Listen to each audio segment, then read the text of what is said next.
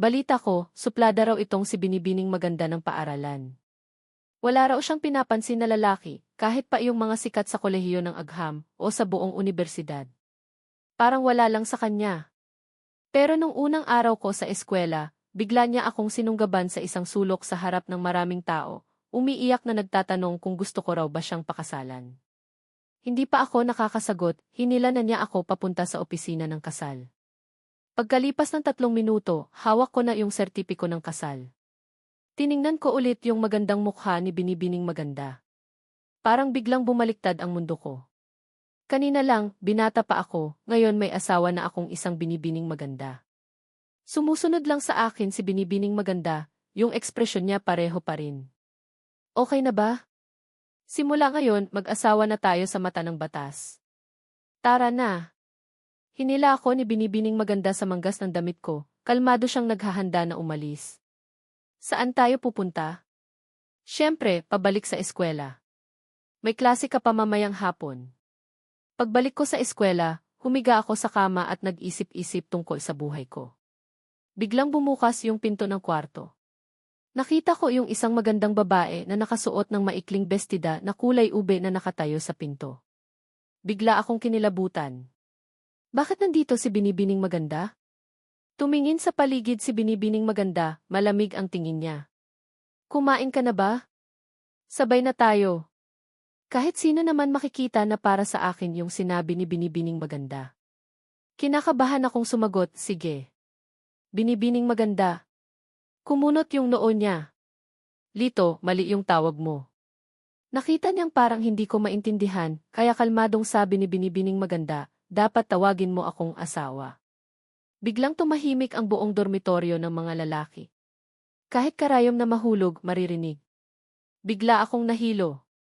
Bakit sinabi ni Binibining Maganda yun? Si Kuya Benji, bilang pinakamatanda sa amin, agad na nakapag-react. Si Binibining Maganda ng paaralan, inaya yung pangatlo sa kwarto natin na kumain. Mukhang hindi lang basta kaibigan yung dalawa. Oy, Lito. Nanliligaw ka kay Binibini, no? Hindi mo man lang sinabi sa amin. Ang tago niya naman. Nag-isip si Binibining Maganda. Huwag kayong mag-isip ng kung ano. Hindi kami nanliligaw. Natahimik si Kuya Benji. Ano ba talaga? Pero sa puntong iyon, inilahad ni Binibining Maganda yung kamay niya, senyales na hawakan ko iyon. Para sa isang taong 20 taon ng single, ngayon lang ako inaya ng isang babae na hawakan yung kamay niya. Nanginginig kong inilahad yung kamay ko at naglapat yung mga palad namin. Parang narinig ko yung buong dormitoryo ng mga lalaki na nabasag. Hinila ako ni Binibining Maganda. Ang gulo nito. Ang ibig kong sabihin, huwag kayong mag-isip ng kung ano. Hindi kami magkasintahan. Mag-asawa kami. Sa mga oras na iyon, parang may sumabog sa loob ng dormitoryo ng mga lalaki. Pagkatapos noon, pumunta kami sa kantina ng eskwela. Alam ko namang sikat si Binibining Maganda sa eskwela, pero hindi ko inasahan na kakain lang kami, pagkakaguluhan na kami ng maraming tao. Dahil ako yung unang nakaupo sa tabi ni Binibining Maganda, mabilis kumalat yung chismis. Hindi ko na kailangang mag-isip, sigurado akong sumabog na yung forum ng unibersidad. Kasi naman, kilala si Binibining Maganda bilang isang pribadong tao na walang mga kaibigang lalaki. Magkaharap kaming dalawa. Nakalagay yung kamay ni Binibining Maganda sa kanyang baba, nakatingin sa akin. Sobrang cute ng ekspresyon niya, lalo na yung ngiti niya. Nagulat ako, kaya yumuko ako at kumain na lang. Kumakain din si Binibining Maganda ng dahan-dahan. Alam naman natin na nakakatuwang panoorin kumain ang isang magandang babae. Nakita niyang tahimik lang ako, kaya kumuha siya ng isang piraso ng karne mula sa kanyang plato at inilagay sa plato ko. May klase ka mamaya? Sobrang natural ng galaw ni Binibining Maganda, parang isang ordinaryong asawa na naglalagay ng pagkain sa plato ng kanyang asawa. Agad na nakaramdam yung mga taong nasa paligid namin na parang kumakain sila ng isang malaking subo ng pagkain ng aso. Nagtataka sila kung sino ba talaga ako at nagawa kong mapaamo yung supladang Binibining Maganda ng eskwela. Meron hanggang 2 oras 30 minuto. Sige, hintayin mo ako sa library. Pagkatapos ng klase, sunduin mo ako at tulungan mo akong ayusin yung mga gamit ko. Dahil sa kalmado niyang sinabi iyon, nagulat ako. Tumango si Binibining Maganda. Sinabi ko naman sa iyo na titira na ako sa iyo, kaya kailangan kong ilipat yung mga gamit ko sa dormitoryo mo. Hindi ba kayo magagalit sa dormitoryo mo? Bata pa naman tayo. Binaliwala lang ni Binibining Maganda iyon. Kung magpapaapekto ako sa opinyon ng ibang tao, hindi na sana ako nagpakasal sa iyo. Binibining Maganda, pwede ko bang itanong kung bakit gusto mo akong pakasalan? Maingat kong tanong. Ikaw yung Binibining Maganda at sobrang ganda mo, pero bago kahapon, sigurado akong hindi mo pa ako kilala. Ngayon lang tayo nagkita. Kahit hindi maganda yung hangin sa kantina ng eskwela, sinabi ko pa rin yung mga tanong ko. Pagkatapos marinig yun ni Binibining Maganda, bigla siyang tumawa. Ang cute mo naman.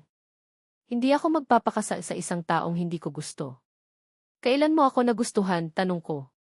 Hindi ko alam kung dapat ba akong maniwala sa sinabi ni Binibining Maganda. Pero sa puntong yun, sobrang bilis ng tibok ng puso ko.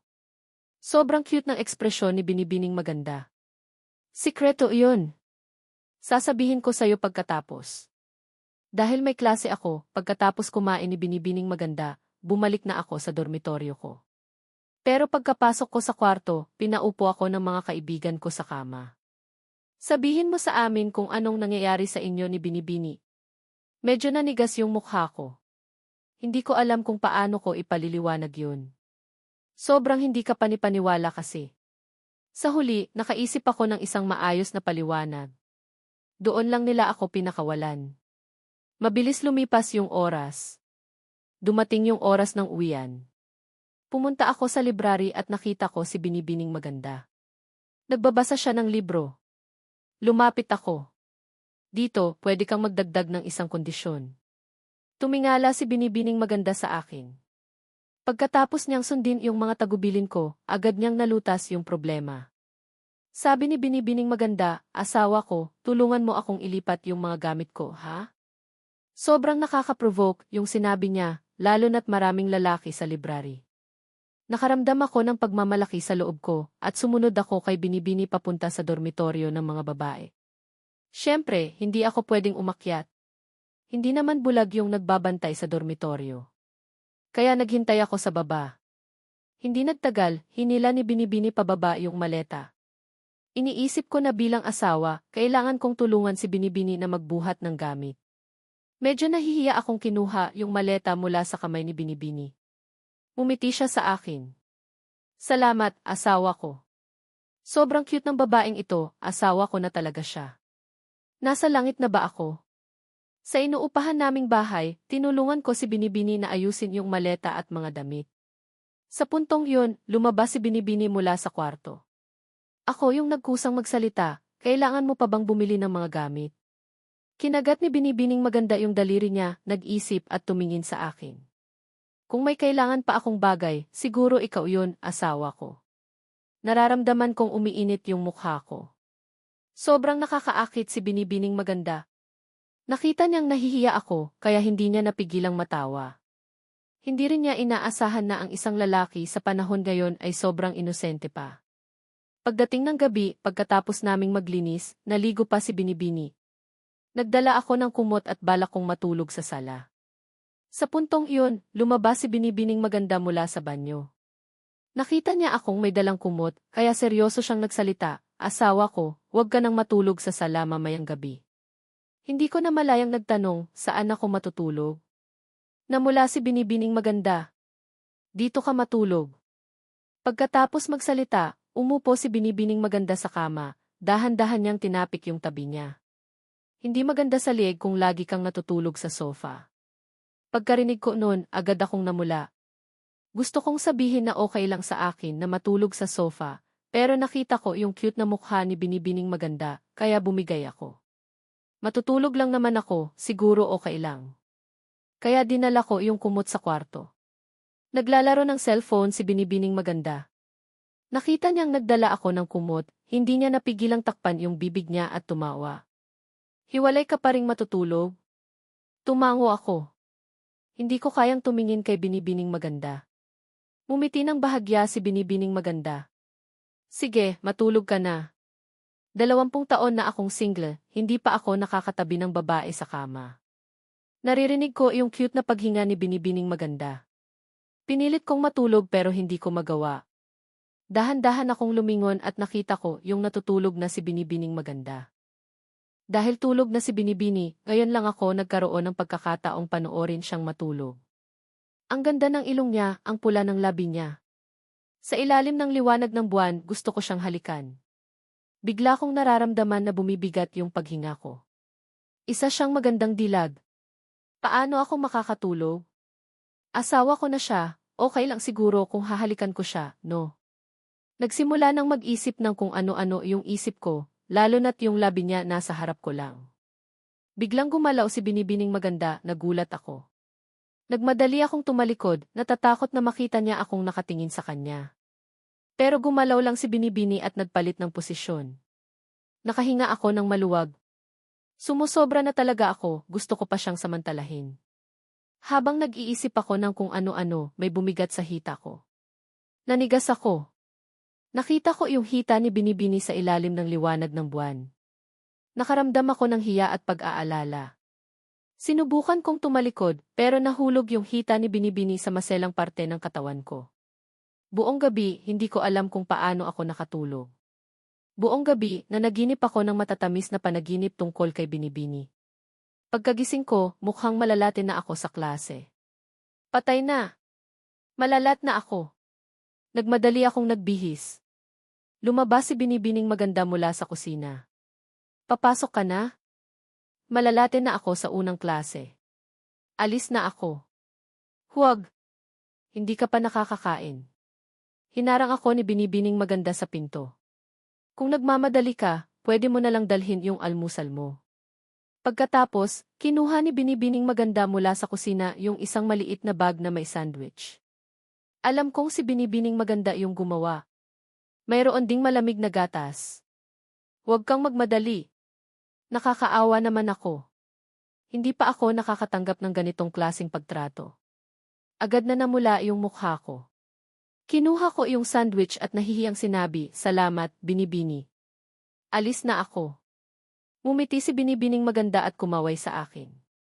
Paalam. Dahil hindi ako nakakain sa bahay, pagdating ko sa klase, ilang minuto na lang bago magsimula yung klase. Tiningnan ko yung sandwich at gatas na nasa mesa ko. Nakakagulat kung paano alam ni Binibining Maganda yung gusto ko. Hindi naman talaga maganda para sa tiyan yung malamig na gatas, pero hindi ko iyon sinabi sa kahit sino. Oy, Lito. Anong nangyayari sa iyo? Dumating si Luis. Bakit ka nakatingin sa sandwich? Hindi ka ba gutom? Kung hindi ka gutom, kakainin ko na. Sabi ni Luis na kukunin na sana yung sandwich. Hindi ako nag-alinlangan at agad ko itong kinuha. Asawa ko yung gumawa nito para sa akin. 2 kagat ko kinain yung sandwich at sumipsip ng malamig na gatas. Parang naging maganda yung tag-init ko. Nanigas si Luis at tumingin sa akin. Pinagtataguan mo ako. Nagluluto na pala asawa mo para sa'yo. Sa puntong iyon, pumasok yung guro. Seryoso kami sa pag-aaral. Hindi na namin binigyang pansin yung ibang bagay. Walang klase si Binibining Maganda sa umaga.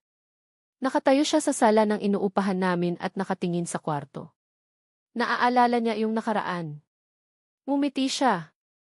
Dati rin pala akong malinis. Ang cute ko naman. Dahil umalis na yung asawa ko, lilinisin ko na yung bahay. Pagkatapos niyang magbulong, nagpadala siya sa akin ng mensahe. Uwi ka ba para kumain ng tanghalian? Nasa klase ako. Lagi akong nakafocus sa pag-aaral.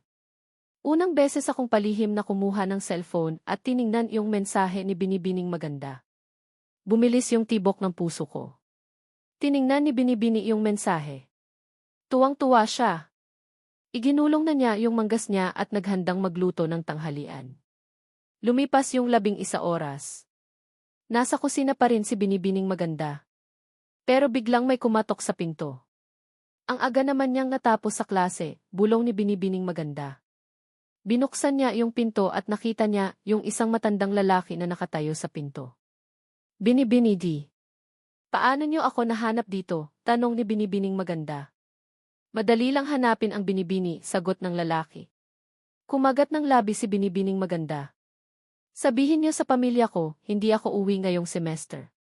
Tumango yung lalaki. Sabi na ng matanda, malaki na ang binibini.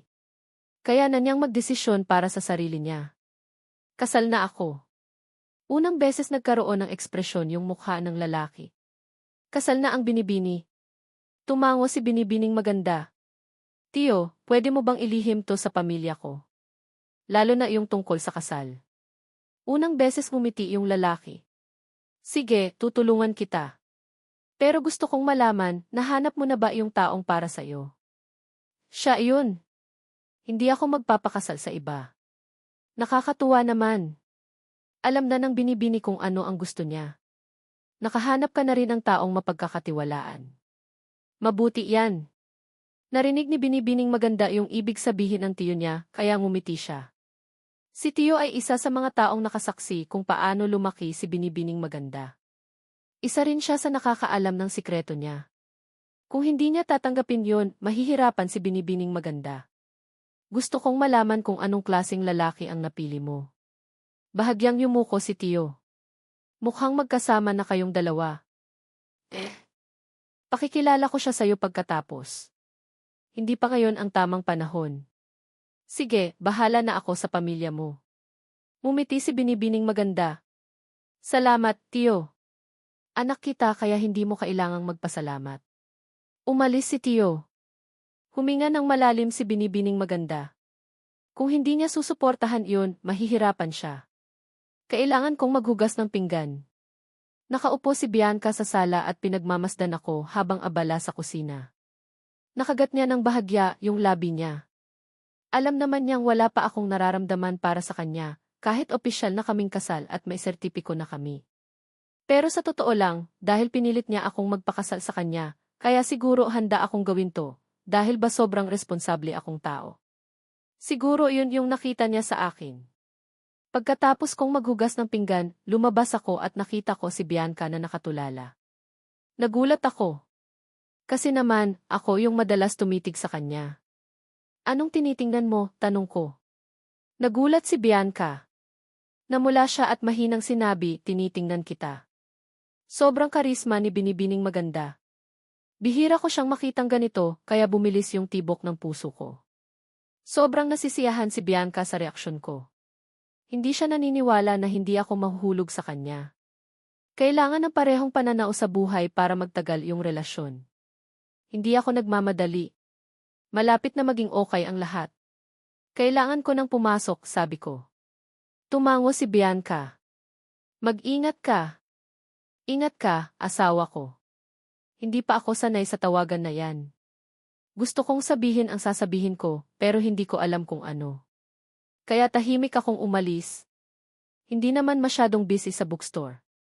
Nakukumpleto ko pa rin yung mga proyekto ko. Kaya rin ako lumipat sa labas ng eskwela nung second year. Nakakatanggap ako ng mga freelance work mula sa malalaki at maliliit na negosyo, nagsusulat at nagpoproseso ng data. Dahil magaling ako sa computer, nakakaipon ako para masuportahan yung sarili ko at makabayad ng renta. 9:30 ng gabi, pauwi na sana ako nang tawagin ako ni Aling Maria. Lito, kung sasabihin ko sa iyo na ikaw na yung mamahala sa bookstore na to, anong masasabi mo? Nagulat ako. Dahil malapit lang ang bookstore na to sa Universidad ng Ateneo de Manila, sobrang ganda ng takbo ng negosyo. Aling Maria, hindi na po ba kayo magpapatuloy? Tumango si Aling Maria. Sobrang daming gawain. Minsan, hindi ko na maasikaso. Alam mo naman na dumadalaw lang ako dito paminsan-minsan. Kung gusto mong pamahalaan to, pwede ko nang ibenta sa'yo ng mura. Malungkot akong umiti. Aling Maria, interesado po ako, pero kulang yung pera ko. Kahit sobrang tipid ko nitong nakaraang kalahating taon, nakapag-ipon lang ako ng 6,000 piso. Alam kong mayaman si Aling Maria. Gusto lang niyang magkaroon ng libangan. Tiningnan ako ni Aling Maria sa mata. Sige, ganito na lang. Babayaran kita ng mas malaki, pero kailangan mong pagtuunan ng pansin yung tindahan. Masayang tumango ako. Akala ko mawawalan na ako ng trabaho, pero nagbago pala yung sitwasyon. Salamat po sa tiwala, Aling Maria. Natutuwa rin si Aling Maria. Manager Lito na yung itatawag ko sa'yo. Ipapaalam ko to sa iba pang empleyado. Umuwi ka na. Tumango ako. Naalala kong may magandang binibining maganda na naghihintay sa akin. Dapat umuwi na nga ako. Pagka-uwi ko, hindi pa natutulog si Bianca. Mukhang kakaligo niya lang. Nakalugay yung basa niyang buhok sa likod niya. Namumula pa rin yung mukha niya. Dumating ka na, malambing kong sabi. Malambing na kinuha ni Bianca yung maliit na bag mula sa kamay ko. Ingat ka. Gusto mo bang kumain? Naghanda ako ng merienda. Nagulat ako. Bahagyang tumawa si Bianca. Para maging malusog yung tiyan mo. Simula ngayon, yung luto ko na lang kakainin mo. Magaling talagang magluto si Bianca. Kahit simpleng sangkap lang, nagiging masarap na pagkain pa rin yun. Hindi ka ba kakain? Nakita kong hindi kumakain si Bianca. Hindi. Nagluto ako para sa iyo, sagot ni Bianca habang nakalagay yung kamay niya sa baba niya. Mas komportable siya kaysa sa akin. Hindi siya nahihiyang titigan ako. Nagpakita si Bianca ng ilang imahe na nagpakilig sa kanya. Masarap ba? Tumango ako. Magaling ka. Dapat purihin mo yung babae mo, sabi ni Bianca. Sa puntong iyon, sobrang saya ko. Kahit simpleng kilos lang, nakakakilig na. Hindi ako nagsasawa. Kahit hindi ko pa alam kung kailan niya ako nagustuhan o kailang sa akin. Sobrang perpekto ng pagiging asawa niya. Ramdam kong sobrang mahal niya ako. Pagkatapos kong kumain, ako yung naghugas ng pinggan. Naglinis si Binibining maganda bago pumasok sa kwarto. Ako naman, sumunod na. Siyempre, magkahiwalay pa rin kaming matulog. Magandang gabi, asawa ko, sabi ni Bianca pagkatapos niyang patayin yung ilaw. Biglang tumahimik yung buong kwarto. Pero hindi ako makatulog. Pagkatapos maligo ni Bianca, meron siyang espesyal na amoy. Halo-halo yung amoy ng sabon niya at amoy ng katawan niya. Sa ilalim ng liwanag ng buwan, parang kumikinang yung balat niya. Bigla kong naalala yung isang mitolohiya tungkol kay Aphrodite. Sa mga oras na yun, si Bianca si Aphrodite. Nakita kong nakatingin siya sa akin. Sorry, hindi dapat ako tumitingin, sabi ko.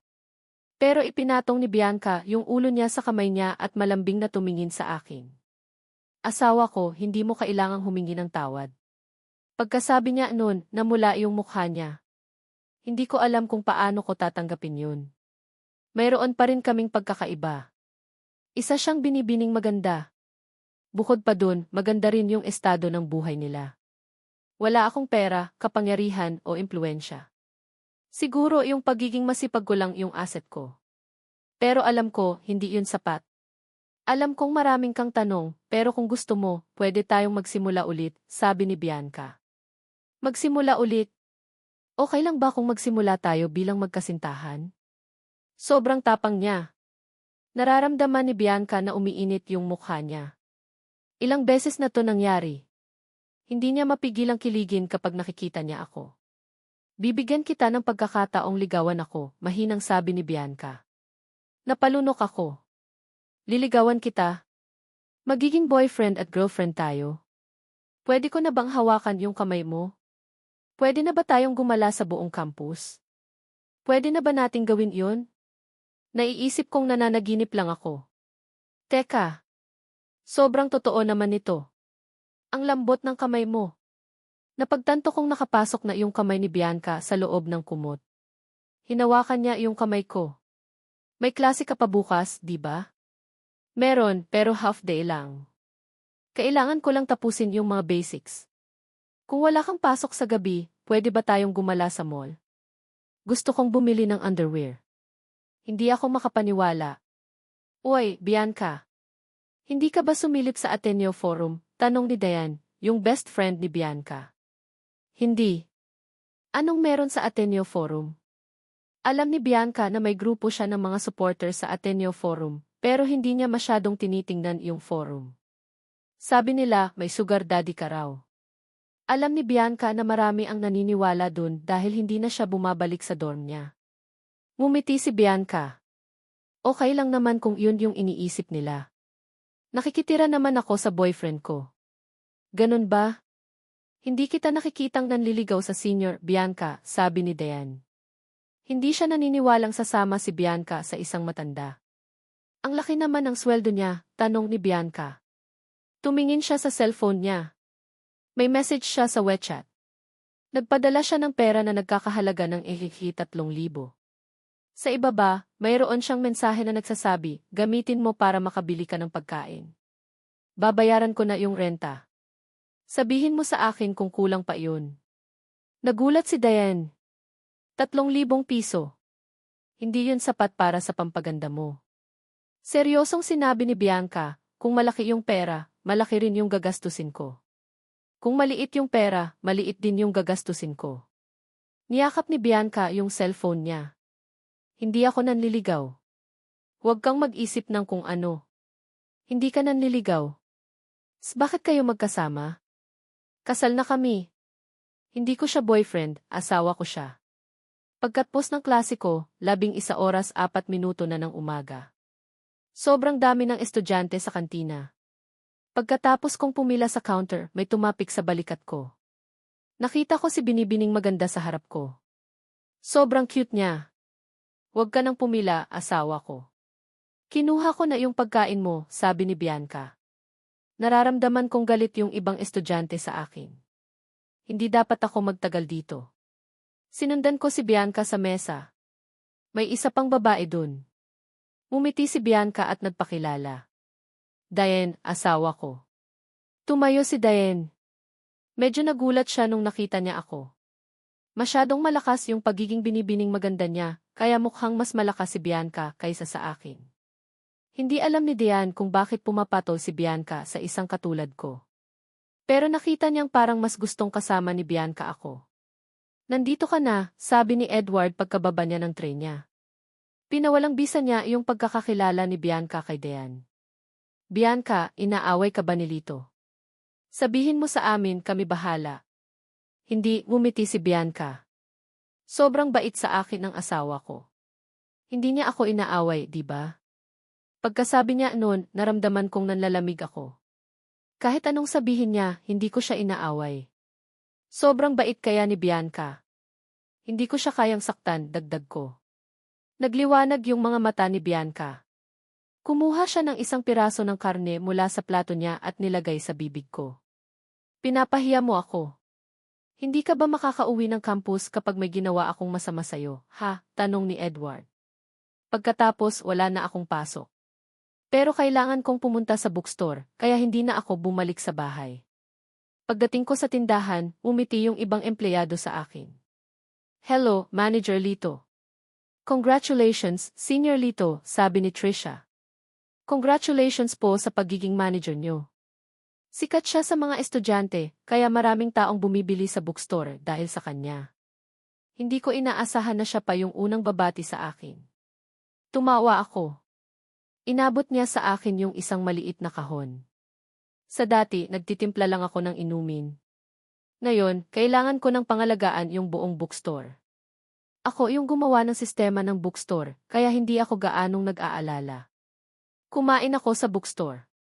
Pagkatapos, inayos ko yung sistema hanggang 9:30 ng gabi. Pagkatapos kong maglinis, may nakita akong magandang babae na pumapasok. Si Bianca. Diretso siyang pumunta sa bar counter. Namula ako. Kahit tanggap ko na mag-asawa na kami, hindi ko pa rin mapigilang kiligin kapag nakikita ko siya. Sarado na kami, sabi ni Trisha habang naghihikab. Kumaway ako. Okay lang. Pwede pa akong magtrabaho ng ilang oras. Nakita ni Trisha yung mga mata namin. Nagtataka kung sino siya. Magkakilala kayo, tanong niya. Sumagot si Bianca, magkakilala kami. Sobrang close. Gusto mo bang uminom, tanong ko. Tumingin si Bianca sa akin na nakasuot ng uniforme. Maghihintay na lang ako sa iyo sa bahay. Natulala si Trisha. Hindi niya alam kung sino tong babaeng to. Lasing nga talaga kayo sa pag-ibig. Paano niya nakuhang manloko ng isa pang tao? Pagkatapos kong maglinis, tumingin ako sa kanya. Uwi na tayo. Hindi mo ba nakalimutan yung pangako mo sa akin? Tanong ni Bianca. Agad kong naalala na gusto niyang bumili ng damit. Sobrang nakakahiya. Pero kung sasabihin niya iyon ng direkta, sobrang gulo. Alam kong dapat sumama ako sa kanya para bumili ng underwear at damit. Ayaw kong ganun yung isipin sa akin ni Trisha. Ngumiti si Bianca. Pangako mo yan. Paano ba to? Tanong ko sa sarili ko. Hindi maintindihan ni Trisha yung sitwasyon. Lito, dapat bumalik ka na sa dorm mo. Tapos na. Tapos na. Aagawin na si Senior Lito ng iba, sabi ni Trisha sa sarili niya. Sino ba talaga yung babaeng yun? Nagbibiro lang naman kami, bibili lang kami ng damit. Napakamot ako sa ulo ko. Tahimik si Trisha. Namumula yung mukha mo, Manager Lito. Nahihiyang sinabi niya, ang tagal na rin pala. Uwi na ako sa dorm. Paalam. Pagkatapos, nagmadali siyang umalis. Nagtataka akong tumingin kay Trisha. Tumawa si Bianca. Tara na, asawa ko. Samahan mo akong bumili ng underwear. Malapit sa Ateneo, mayroon ding mall.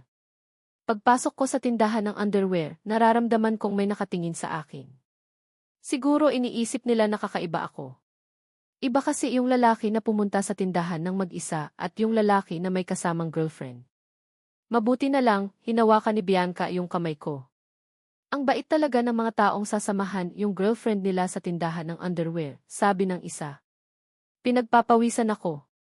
Talagang sinadya ni Bianca iyon. Bakit hindi niya hinawakan yung kamay ko kanina pa? Ngumiti si Bianca. Okay lang ba na pumasok ang lalaki sa tindahan ng underwear? Sobrang gulo ng isip ko. Nakita kong seryosong pumipili si Bianca ng underwear. Habang pumipili siya ng underwear, natingin ako sa kanyang palda. Sobrang sensitibo ang mga babae sa mga ganong tingin. Napatingin siya sa akin. Sobrang sama ng tingin niya. Maganda ba, asawa ko? Tanong niya. Nagkunwari akong umuubo. Sobrang ganda mo, asawa ko. Namula si Bianca. Sige na nga. Pagkatapos, pumili siya ng underwear. Karamihan sa mga underwear na pinili niya ay may mga design. Pero kahit ganun, sexy pa rin siya. Nung nagbabayad na kami, ako yung nagbayad. Nasiyahan si Bianca. Hinawakan niya yung kamay ko. Napansin niyang pinagpapawisan ako. Natatakot ka? Tanong niya. Pagkatapos lumabas, nakita kong namumula yung tainga ni Bianca. Hula ko, nahihiya rin siya. Biglang namula yung mukha ko. Mahinang sinabi ko, siguro. Kung gusto mong makita ako, magsusuot ako para sa'yo. Anong sinabi mo, asawa ko? Sa puntong iyon, parang nasusunog yung mukha ko. Kung gusto mong makita ako, pwede akong magsuot para sa'yo. Nakita kong namumula na si Bianca. Natakot na sinabi ko iyon. Humingi ako ng tawad. Sorry, nagbibiro lang ako. Huwag mo nang isipin yun. Yumuko si Bianca. Naramdaman niyang umiinit yung mukha niya. Sobrang nakakahiya. Kung gusto mong makita ako, pwede akong magsuot para sa'yo, sabi niya. Kahit mahina yung boses ni Bianca, narinig ko pa rin. Nagulat ako. Uminom na lang tayo ng milk tea. Ang tagal ko na ring hindi nakakain ng milk tea. Ayaw ko na siyang isipin. Nagpapasalamat ako dahil nagbago yung usapan. Uminom tayo ng black sugar milk tea, sabi ko. Gusto ko iyon. Hindi ko alam kung paano nalaman ni Bianca yung gusto ko. Dati na ba kaming magkakilala? May duda akong hindi ko kayang ipaliwanag. Ininom ko yung milk tea, pero mas masarap yata to kaysa sa iba. Bahagyang yumuko ako para tignan yung cup. Biglang namula yung mukha ni Bianca. Nga pala, nag-inom na siya dun. Halik yun. Nagpapakit ba sa akin si Binibining maganda? Ang sarap. Pagkasabi ko noon, gusto kong sampalin yung sarili ko. Ang bastos ko. Bulong ni Bianca sa tainga ko, matamis ba yung laway ko? Hindi ko kayang tanggapin yun. Ayaw kong isipin na mayroon akong gusto sa kanya. Bilang isang lalaki, hindi ako dapat magpapaniwala dun. Magbabago ako. Huminga ng malalim si Bianca. Pagkatapos, hinawakan namin yung kamay namin at umuwi. Natulog muna siya bago kami matulog. Naaalala ko pa rin nakatabi ko si Bianca. Hindi ako makatulog, sabi niya. Talagang sensitibo siya sa caffeine. Hanggang ngayon, hindi pa rin siya dinadalaw ng antok. 2:30 na ng umaga. Alam ba ng pamilya mo na kasal na tayo? Tanong ko. Wala akong pamilya. Ikaw lang yung meron ako, sabi niya. Nagtataka ako. Nalaman kong mayroon siyang tinatago sa akin. Bakit sobrang alam niya sa akin? Hinawakan niya yung kamay ko at inilagay sa kanyang pisngi. Ang init mo. Mukhang ayaw ni Bianca na pag-usapan yun. Alam kong tututol yung pamilya ni Bianca. Pero ramdam kong mahal niya ako. Hindi kayang gayahin yun. Nagpahinga ako. Pagkatapos, ninisyan ko si Bianca. Napakaganda ng mga mata niya. Tinitigan niya ako. Pinahinto ko yung paghinga ko. Alam kong gusto ko siya. May insecurities lang ako. Pero alam ko rin na mahal niya ako. Dapat ko siyang ingatan. Anong iniisip mo? Tanong niya. Iniisip ko yung future. Hinawakan ni Bianca yung kamay ko at inilagay sa kanyang pisngi. Hindi mo na kailangang mag-isip. Lagi kitang sasamahan. Nagulat ako. Pwede ka bang pumikit? Sumunod ako. Hinampas ako ni Bianca. Nalaman kong nananaginip ako. Hindi pa ako handa. Nakangiti si Edward. Puno ng pag-ibig. Sa kabilang banda, natapos na ni Diane yung klase niya. Diane, natulog ka ba sa bahay niya? Tanong ni Bianca. Tumango si Diane. Hindi niya alam na gusto ko siya. Iniisip kong napakasarap mahalin ni Lito, sabi ni Diane. Hinawakan ni Bianca yung pisngi ni Diane. Lasing ka na naman? Pumunta si Diane at naghinala. Sinabi niya sa sarili niyang hindi ko kayang mahalin si Diane. Nung tanghalian, pagkalabas ko sa klase ko, may yumakap sa akin. Kailangan kong malaman saang direksyon ang pupuntahan ko. Kuya, miss na kita, sabi ng babae. Ngayon ko lang siya nakita. Palagi niya akong pinagtatanggol. Gusto ko lang na maging okay siya. Pinalaki tayo sa Wii. Tapos na, tapos na. Agawin na si Senior Lito, sabi ni Trisha sa sarili niya. Sino ba talaga yung babaeng yun? Nagpunta lang kami para bumili ng damit. Napakamot ako sa ulo ko. Tahimik si Trisha. Namumula yung mukha mo, Manager Lito. Nahihiyang sinabi niya, ang tagal na rin pala. Uwi na ako sa dorm. Paalam. Pagkatapos, nagmadali siyang umalis. Nagtataka akong tumingin kay Trisha. Tumawa si Bianca. Tara na, asawa ko. Samahan mo akong bumili ng underwear. Malapit sa Ateneo, mayroon ding mall. Pagpasok ko sa tindahan ng underwear, nararamdaman kong may nakatingin sa akin. Siguro iniisip nila nakakaiba ako. Iba kasi yung lalaki na pumunta sa tindahan ng mag-isa at yung lalaki na may kasamang girlfriend. Mabuti na lang, hinawakan ni Bianca yung kamay ko. Ang bait talaga ng mga taong sasamahan yung girlfriend nila sa tindahan ng underwear, sabi ng isa. Pinagpapawisan ako. Talagang sinadya ni Bianca yun. Bakit hindi niya hinawakan yung kamay ko kanina pa? Ngumiti si Bianca. Okay lang ba na pumasok ang lalaki sa tindahan ng underwear? Sobrang gulo ng isip ko. Nakita kong seryosong pumipili si Bianca ng underwear. Habang pumipili siya ng underwear, natingin ako sa kanyang palda. Sobrang sensitibo ang mga babae sa mga ganong tingin. Napatingin siya sa akin. Sobrang sama ng tingin niya. Maganda ba, asawa ko? Tanong niya. Nagkunwari akong umuubo. Sobrang ganda mo, asawa ko. Namula si Bianca. Sige na nga. Pagkatapos, pumili siya ng underwear. Karamihan sa mga underwear na pinili niya ay may mga design. Pero kahit ganun, sexy pa rin siya. Nung nagbabayad na kami, ako yung nagbayad. Nasiyahan si Bianca. Hinawakan niya yung kamay ko. Napansin niyang pinagpapawisan ako. Natatakot ka? Tanong niya. Pagkatapos lumabas, nakita kong namumula yung tainga ni Bianca. Hula ko, nahihiya rin siya. Biglang namula yung mukha ko. Mahinang sinabi ko, siguro. Kung gusto mong makita ako, magsusuot ako para sa'yo. Anong sinabi mo, asawa ko? Sa puntong iyon, parang nasusunog yung mukha ko. Kung gusto mong makita ako, pwede akong magsuot para sa'yo. Nakita kong namumula na si Bianca. Natakot na sinabi ko iyon. Humingi ako ng tawad. Sorry, nagbibiro lang ako. Huwag mo nang isipin yun. Yumuko si Bianca. Naramdaman niyang umiinit yung mukha niya. Sobrang nakakahiya. Kung gusto mong makita ako, pwede akong magsuot para sa'yo, sabi niya. Kahit mahina yung boses ni Bianca, narinig ko pa rin. Nagulat ako. Uminom na lang tayo ng milk tea. Ang tagal ko na ring hindi nakakain ng milk tea. Ayaw ko na siyang isipin.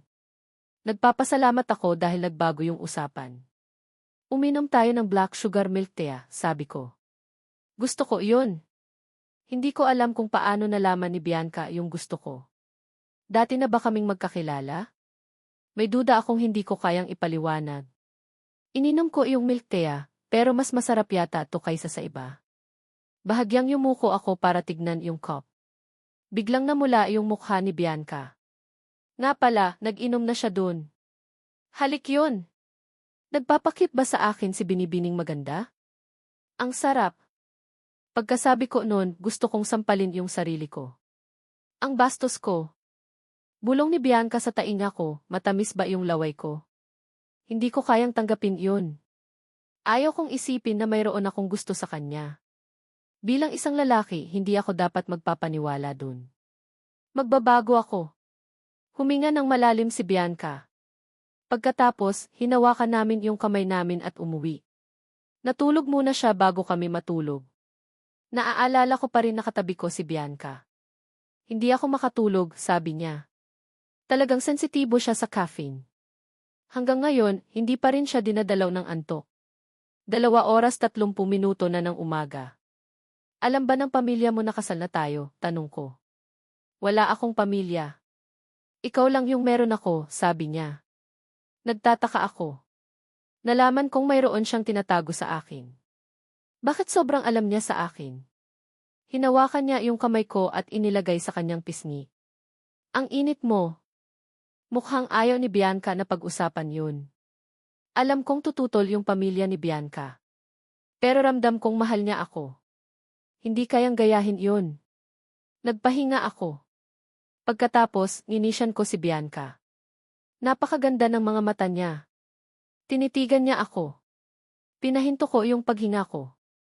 Alam kong gusto ko siya. May insecurities lang ako. Pero alam ko rin na mahal niya ako. Dapat ko siyang ingatan. Anong iniisip mo? Tanong niya. Iniisip ko yung future.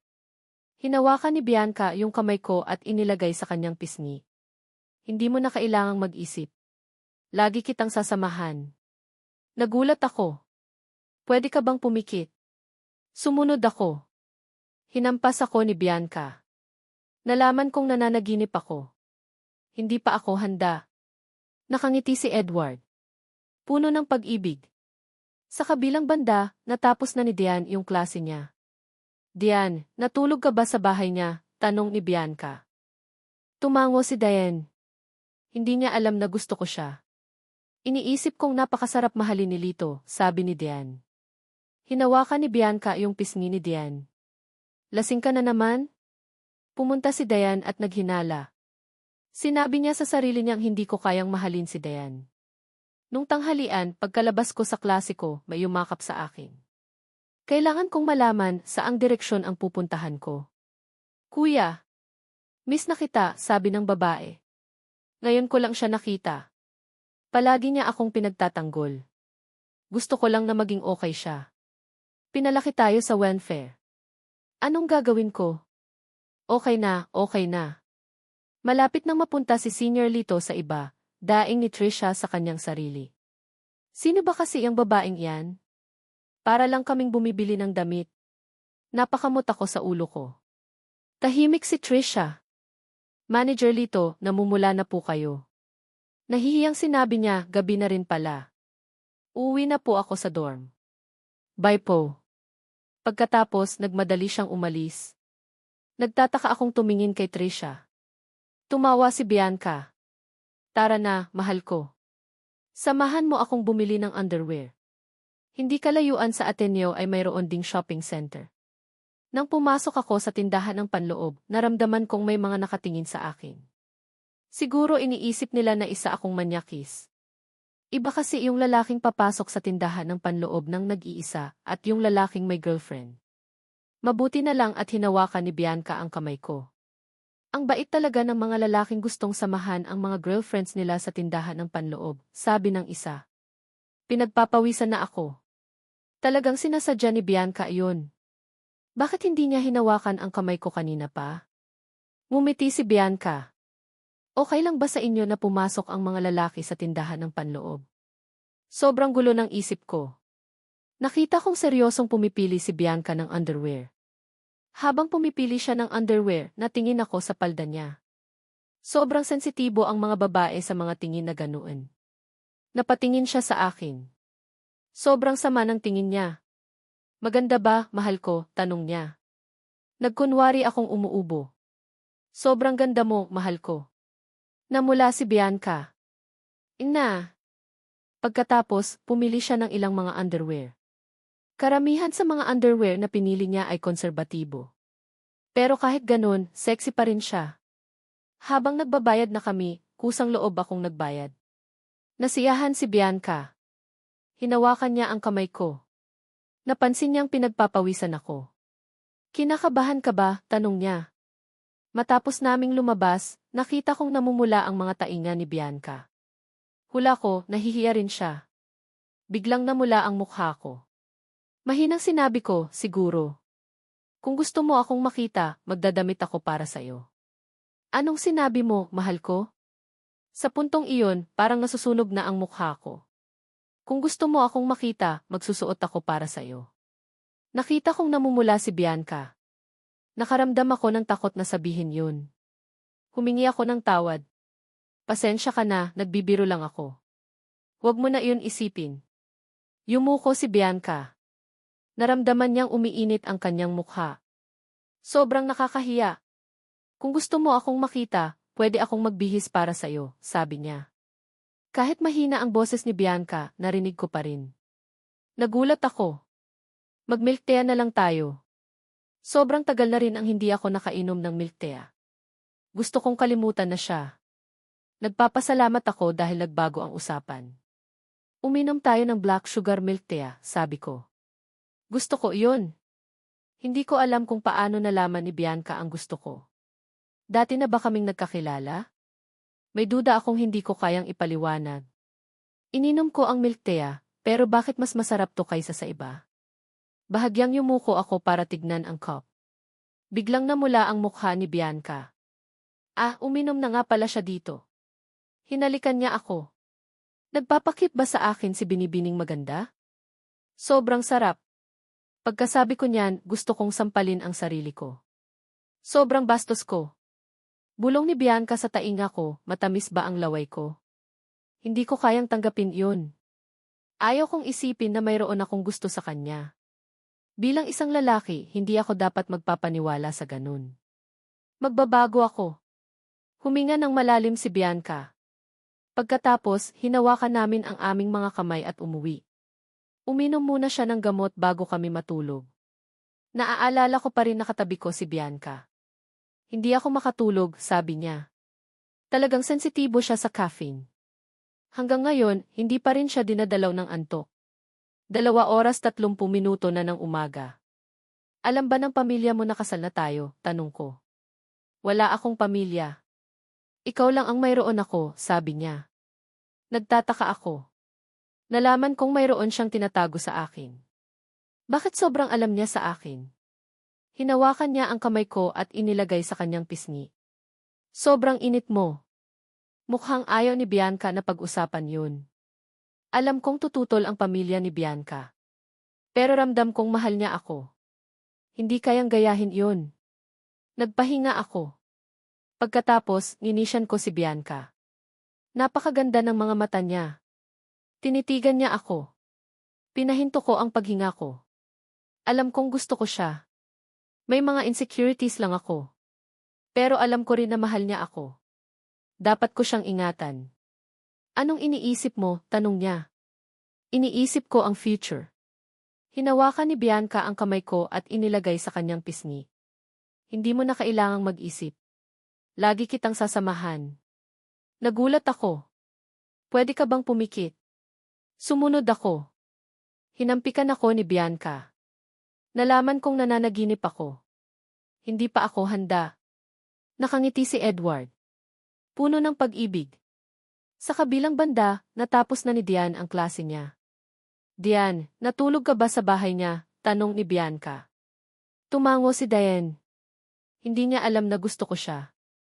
Iniisip kong napakasarap mahalin ni Lito, sabi ni Diane. Hinawakan ni Bianca ang pisngi ni Diane. Lasing ka na naman? Pumunta si Diane at naghinala. Sinabi niya sa sarili niyang hindi ko kayang mahalin si Diane. Nung tanghalian, pagkalabas ko sa klase ko, may yumakap sa akin. Kailangan kong malaman saang direksyon ako pupunta. Kuya, miss na kita, sabi ng babae. Ngayon ko lang siya nakita. Palagi niya akong pinagtatanggol. Gusto ko lang na maging okay siya. Pinalaki tayo sa Widi. Yari na. Yari na. Mapupunta na si Senior Lito sa iba, daing ni Trisha sa kanyang sarili. Sino ba talaga yung babaeng yan? Bibili lang naman kami ng damit. Napakamot ako sa ulo ko. Tahimik si Trisha. Namumula yung mukha mo, Manager Lito. Nahihiyang sinabi niya, parang medyo matagal na rin. Uuwi na ako sa dorm. Bye po. Pagkatapos, nagmadali siyang umalis. Nagtataka akong tumingin kay Trisha. Tumawa si Bianca. Tara na, mahal ko. Samahan mo akong bumili ng panloob. Malapit sa Ateneo, mayroon ding mall. Pagpasok ko sa tindahan ng underwear, naramdaman kong may nakatingin sa akin. Siguro iniisip nila na manyakis ako. Iba kasi yung lalaking papasok sa tindahan ng nag-iisa at yung lalaking may girlfriend. Mabuti na lang, hinawakan ni Bianca ang kamay ko. Ang bait talaga ng mga lalaking handang samahan ang mga girlfriends nila sa tindahan ng panloob, sabi ng isa. Pinagpapawisan ako. Talagang sinasadya ni Bianca yun. Bakit hindi niya hinawakan ang kamay ko kanina pa? Ngumiti si Bianca. Okay lang ba sa inyo na pumasok ang mga lalaki sa tindahan ng panloob? Sobrang gulo ng isip ko. Nakita kong seryosong pumipili si Bianca ng underwear. Habang pumipili siya ng underwear, natingin ako sa palda ni Bianca. Sobrang sensitibo ang mga babae sa mga ganunang tingin. Bigla siyang napatingin sa akin. Sobrang sama ng tingin niya. Maganda ba, mahal ko? Tanong niya. Nagkunwari akong umuubo. Sobrang ganda mo, mahal ko. Namula si Bianca. Na nga. Pagkatapos, pumili siya ng ilang underwear. Karamihan sa mga underwear na pinili niya ay konserbatibo. Karamihan sa mga ito ay cute na kartoon. Pero kahit ganun, sexy pa rin siya. Nung nagbabayad na kami, ako yung nagbayad. Nasiyahan si Bianca. Hinawakan niya ang kamay ko. Pero napansin niya namang pinagpapawisan ako. Kinakabahan ka ba? Tanong niya. Pagkalabas namin, nakita kong namumula ang mga tainga ni Bianca. Siguro, nahihiya rin siya. Biglang namula ang mukha ko. Mahinang sinabi ko, siguro. Kung gusto mo akong makita, magsusuot ako para sa'yo. Anong sinabi mo, mahal ko? Sa puntong iyon, parang nasusunog ang mukha ko. Kung gusto mo akong makita, pwede akong magsuot para sa'yo. Nakita kong namumula si Bianca. Natakot akong sabihin iyon. Humingi ako ng tawad. Pasensya ka na, nagbibiro lang ako. Huwag mo na iyon isipin. Yumuko si Bianca. Naramdaman niyang umiinit ang kanyang mukha. Sobrang nakakahiya. Pero kung gusto mo akong makita, pwede akong magsuot para sa'yo, sabi niya. Kahit mahina ang boses ni Bianca, narinig ko pa rin. Nagulat ako. Mag-milk tea na lang tayo. Ang tagal ko na ring hindi nakakainom ng milk tea. Ayaw ko na siyang isipin. Nagpapasalamat ako dahil nagbago ang usapan. Uminom tayo ng black sugar milk tea, sabi ko. Gusto ko iyon. Hindi ko alam kung paano nalaman ni Bianca ang gusto ko. Dati na ba kaming magkakilala? May duda akong hindi ko kayang ipaliwanag. Ininom ko ang milk tea, pero bakit mas masarap to kaysa sa dati? Bahagyang yumuko ako para tignan ang cup. Biglang namula ang mukha ni Bianca. Nga pala, nag-inom na siya dito. Kinis niya ako. Nagpapakit ba sa akin si Binibining maganda? Sobrang sarap. Pagkasabi ko niyan, gusto kong sampalin ang sarili ko. Sobrang bastos ko. Bulong ni Bianca sa tainga ko, matamis ba ang laway ko? Hindi ko kayang tanggapin yun. Ayaw kong isipin na mayroon akong gusto sa kanya. Bilang isang lalaki, hindi ako dapat magpapaniwala sa ganun. Magbabago ako. Huminga ng malalim si Bianca. Pagkatapos, hinawakan namin ang aming mga kamay at umuwi. Uminom muna siya ng gamot pagkatapos maglinis bago kami matulog. Naaalala ko pa rin nakatabi ko si Bianca. Hindi ako makatulog, sabi niya. Talagang sensitibo siya sa caffeine. Hanggang ngayon, hindi pa rin siya dinadalaw ng antok. 2:30 na ng umaga. Alam ba ng pamilya mo na kasal na tayo? Tanong ko. Wala akong pamilya. Ikaw lang ang mayroon ako, sabi niya. Nagtataka ako. Nalaman kong mayroon siyang tinatago sa akin. Bakit sobrang alam niya sa akin?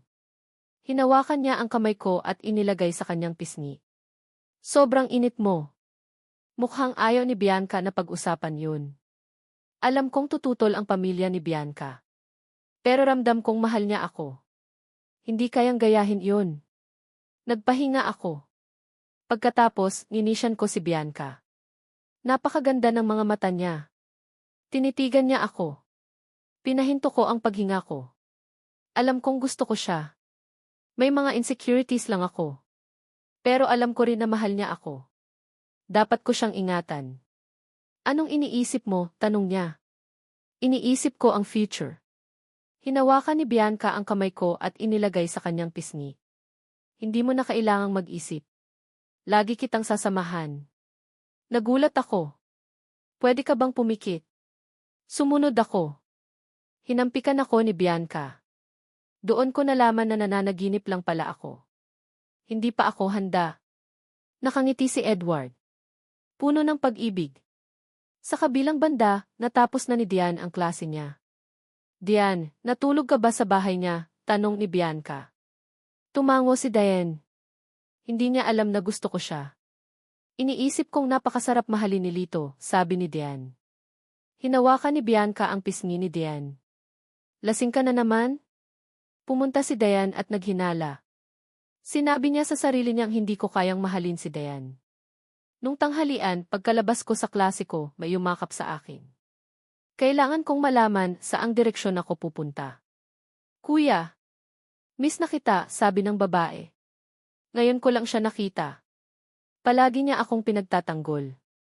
Gusto ko lang na maging okay siya. Pinalaki tayo sa Widi. Tapos na, tapos na. Malapit nang mapunta si Senior Lito sa iba, bulong ni Trisha sa sarili niya. Sino ba kasi ang babaeng iyan? Bumibili lang naman kami ng damit. Napakamot ako sa ulo ko. Tahimik si Trisha. Namumula po iyong mukha niyo, Manager Lito. Nahihiyang sinabi niya, parang gabi na rin po. Uuwi na po ako sa dorm. Bye po. Pagkatapos, nagmamadali siyang umalis. Nagtataka akong tumingin kay Trisha. Tumawa si Bianca. Tara na, mahal ko. Samahan mo akong bumili ng damit na panloob. Hindi kalayuan sa Ateneo ay mayroon ding shopping mall. Nang pumasok ako sa tindahan ng panloob, naramdaman kong may nakatingin sa akin. Siguro, iniisip nila naman nyakis ako. Iba kasi yung lalaking papasok sa tindahan ng nag-iisa at yung lalaking may girlfriend. Buti na lang, hinawakan ni Bianca ang kamay ko. Ang bait talaga ng mga lalaking gustong samahan ang mga girlfriends nila sa tindahan ng panloob, sabi ng isa. Pinagpapawisan na ako. Sinadya talaga ni Bianca iyon. Bakit hindi niya ako hinawakan sa kamay kanina pa? Ngumiti si Bianca. Okay lang ba sa inyo na pumasok ang mga lalaki sa tindahan ng mga panloob? Sobrang gulo ng isip ko. Nakita kong seryosong pumipili si Bianca ng damit na panloob. Habang pumipili siya ng damit na panloob, natingin ako sa kanyang palda. Sobrang sensitibo ang mga babae sa mga ganunang tingin. Bigla siyang napatingin sa akin. Sobrang sama ng tingin niya. Maganda ba, mahal ko? Tanong niya. Nagkunwari akong umuubo. Sobrang ganda mo, mahal ko. Namula si Bianca. Okay na nga. Pagkatapos, pumili siya ng ilang set. Karamihan sa mga underwear na pinili niya ay medyo konserbatibo. Karamihan sa mga ito ay cartoonish. Pero kahit ganun, sexy pa rin siya. Nung nagbabayad na kami, kusang loob akong nagbayad. Tuwang-tuwa si Bianca. Hinawakan niya ang kamay ko. Pero napansin niyang pinagpapawisan ako. Kinakabahan ka ba? Tanong niya. Matapos naming lumabas, nakita kong namumula ang tainga ni Bianca. Hula ko, nahihiya rin siya. Biglang namula ang mukha ko. Mahinang sinabi ko, siguro. Kung gusto mo akong makita, pwede akong magsuot para sa'yo. Anong sinabi mo, mahal ko? Sa puntong iyon, parang nasusunog ang mukha ko. Kung gusto mo akong makita, pwedeng magsuot para sa'yo. Nakita kong namumula si Bianca. Nakaramdam ako ng takot na sabihin yun. Humingi ako ng tawad. Pasensya ka na, nagbibiro lang ako. Huwag mo na iyon isipin. Yumuko si Bianca. Naramdaman niyang umiinit ang kanyang mukha. Sobrang nakakahiya. Kung gusto mo akong makita, pwede akong magsuot para sa'yo, sabi niya. Kahit mahina ang boses ni Bianca, narinig ko pa rin. Nagulat ako. Mag-milk tea na lang tayo. Ang tagal ko na ring hindi nakakainom ng milk tea. Ayaw ko na siyang isipin. Nagpapasalamat ako dahil nagbago ang usapan. Uminom tayo ng black sugar milk tea, sabi ko. Gusto ko yun. Hindi ko alam kung paano nalaman ni Bianca ang gusto ko. Dati na ba kaming magkakilala? May duda akong hindi ko kayang ipaliwanag. Ininom ko ang milk tea, pero bakit mas masarap to kaysa dati? Bahagyang yumuko ako para tignan ang cup. Biglang namula ang mukha ni Bianca. Nga pala, nag-inom na siya dito. Hinalikan niya ako. Nagpapakip ba sa akin si Binibining maganda? Sobrang sarap. Pagkasabi ko niyan, gusto kong sampalin ang sarili ko. Sobrang bastos ko. Bulong ni Bianca sa tainga ko, matamis ba ang laway ko? Hindi ko kayang tanggapin yun. Ayaw kong isipin na mayroon akong gusto sa kanya. Bilang isang lalaki, hindi ako dapat magpapaniwala sa ganun. Magbabago ako. Huminga ng malalim si Bianca. Pagkatapos, hinawakan namin ang aming mga kamay at umuwi. Uminom muna siya ng gamot bago magbihis bago kami matulog. Naaalala ko pa rin nakatabi ko si Bianca. Hindi ako makatulog, sabi niya. Talagang sensitibo siya sa caffeine. Hanggang ngayon, hindi pa rin siya dinadalaw ng antok. 2:30 na ng umaga. Alam ba ng pamilya mo na kasal na tayo? Tanong ko. Wala akong pamilya. Ikaw lang ang mayroon ako, sabi niya. Nagtataka ako. Nalaman kong mayroon siyang tinatago sa akin. Bakit sobrang alam niya sa akin? Hinawakan niya ang kamay ko at inilagay sa kanyang pisngi. Sobrang init mo. Mukhang ayaw ni Bianca na pag-usapan yun. Alam kong tututol ang pamilya ni Bianca. Pero ramdam kong mahal niya ako. Hindi kayang gayahin yun. Nagpahinga ako. Pagkatapos, ninisyan ko si Bianca. Napakaganda ng mga mata niya. Tinitigan niya ako. Pinahinto ko ang paghinga ko. Alam kong gusto ko siya. May mga insecurities lang ako. Pero alam ko rin na mahal niya ako. Dapat ko siyang ingatan. Anong iniisip mo? Tanong niya. Iniisip ko ang future. Hinawakan ni Bianca ang kamay ko at inilagay sa kanyang pisngi. Hindi mo na kailangang mag-isip. Lagi kitang sasamahan. Nagulat ako. Pwede ka bang pumikit? Sumunod ako. Hinampikan ako ni Bianca. Doon ko nalaman na nananaginip lang pala ako. Hindi pa ako handa. Nakangiti si Edward. Puno ng pag-ibig. Sa kabilang banda, natapos na ni Diane ang klase niya. Diane, natulog ka ba sa bahay niya? Tanong ni Bianca. Tumango si Diane. Hindi niya alam na gusto ko siya. Iniisip kong napakasarap mahalin ni Lito, sabi ni Diane. Hinawakan ni Bianca ang pisngi ni Diane. Lasing ka na naman? Pumunta si Diane at naghinala. Sinabi niya sa sarili niyang hindi ko kayang mahalin si Diane. Nung tanghalian, pagkalabas ko sa klase ko, may yumakap sa akin. Kailangan kong malaman saang direksyon ako pupunta. Kuya, miss na kita, sabi ng babae. Ngayon ko lang siya nakita. Palagi niya akong pinagtatanggol. Gusto ko lang na maging okay siya. Pinalaki tayo sa well, tapos na ang lahat. Sigaw ni Trisha sa kanyang sarili. Sino ba talaga yung babaeng yan? Pumunta lang kami para bumili ng mga damit. Napakamot ako sa ulo ko. Tahimik si Trisha. Manager Lito, namumula na po kayo. Nahihiyang sabi niya, gabi na rin po. Uuwi na po ako sa dorm. Goodbye. Pagkatapos, nagmamadali siyang umalis. Nagtataka akong tumingin kay Trisha. Tumawa si Bianca. Tara na, mahal ko. Samahan mo akong bumili ng mga gamit na panloob. Malapit sa Ateneo, mayroon ding mall. Nang pumasok ako sa tindahan ng underwear, naramdaman kong maraming mga mata ang nakatutok sa amin. Siguro iniisip nila na manyakis ako. Iba kasi yung lalaking papasok sa tindahan ng nag-iisa at yung lalaking may kasamang girlfriend. Mabuti na lang, hinawakan ni Bianca ang kamay ko. Ang bait talaga ng mga lalaking handang samahan ang mga girlfriends nila sa tindahan ng panloob, sabi ng isa. Pinagpapawisan na ako. Sinadya talaga ni Bianca iyon. Bakit hindi niya ako hinawakan sa kamay kanina pa? Ngumiti si Bianca. Okay lang ba sa inyo na pumasok ang mga lalaki sa tindahan ng panloob? Sobrang gulo ng isip ko. Nakita kong seryosong pumipili si Bianca ng damit na panloob. Habang pumipili siya ng damit na panloob, natingin ako sa kanyang palda. Sobrang sensitibo ang mga babae sa mga ganunang tingin. Bigla siyang napatingin sa akin. Sobrang sama ng tingin niya. Maganda ba, mahal ko? Tanong niya. Nagkunwari akong umuubo. Sobrang ganda mo, mahal ko. Namula si Bianca. Na nga. Pagkatapos, pumili siya ng ilang set.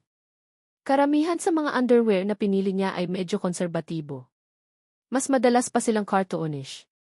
Pero kahit ganun, sexy pa rin siya. Nung nagbabayad na kami, kusang loob akong nagbayad. Tuwang-tuwa si Bianca. Hinawakan niya ang kamay ko. Pero napansin niyang pinagpapawisan ako. Kinakabahan ka ba? Tanong niya.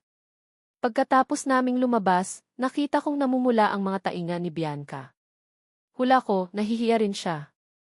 Biglang namula ang mukha ko. Mahinang sinabi ko, siguro. Kung gusto mo akong makita, pwede akong magsuot para sa'yo. Anong sinabi mo, mahal ko? Sa puntong iyon, parang nasusunog ang mukha ko. Kung gusto mo akong makita, pwede akong magsuot para sa'yo. Nakita kong namumula si Bianca. Nakaramdam ako ng takot na sabihin yun. Humingi ako ng tawad. Pasensya ka na, nagbibiro lang ako. Huwag mo na iyon isipin. Yumuko si Bianca. Naramdaman niyang umiinit ang kanyang mukha.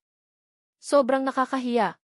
Pero kung gusto mo akong makita, pwede akong magsuot para sa'yo, sabi niya. Kahit mahina ang boses ni Bianca, narinig ko pa rin. Nagulat ako. Mag-milk tea na lang tayo. Sobrang tagal ko na ring hindi nakakainom ng milk tea. Ayaw ko na siyang isipin. Nagpapasalamat ako dahil nagbago ang usapan. Uminom tayo ng black sugar milk tea, sabi ko. Gusto ko iyon. Hindi ko alam kung paano nalaman ni Bianca ang gusto ko. Dati na ba kaming magkakilala? May duda akong hindi ko kayang ipaliwanag. Ininom ko ang milk tea, pero bakit mas masarap to kaysa dati? Bahagyang yumuko ako para tignan ang cup. Biglang namula ang mukha ni Bianca. Nga pala, nag-inom na siya dito. Hinalikan niya ako. Nagpapakit ba sa akin si Binibining maganda? Sobrang sarap.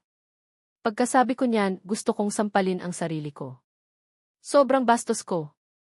Bulong ni Bianca sa tainga ko, matamis ba ang laway ko? Hindi ko kayang tanggapin iyon. Ayaw kong isipin na mayroon akong gusto sa kanya. Bilang isang lalaki, hindi ako dapat magpapaniwala sa ganun. Magbabago ako. Huminga ng malalim si Bianca. Pagkatapos, hinawakan namin ang aming mga kamay at umuwi. Uminom muna siya ng gamot pagkatapos maglinis bago kami matulog. Naaalala ko pa rin nakatabi ko si Bianca. Hindi ako makatulog, sabi niya. Talagang sensitibo siya sa caffeine. Hanggang ngayon, hindi pa rin siya dinadalaw ng antok. 2:30 minuto na ng umaga. Alam ba ng pamilya mo na kasal na tayo? Tanong ko. Wala akong pamilya. Ikaw lang ang mayroon ako, sabi niya. Nagtataka ako. Nalaman kong mayroon siyang tinatago sa akin. Bakit sobrang alam niya sa akin? Hinawakan niya ang kamay ko at inilagay sa kanyang pisngi. Sobrang init.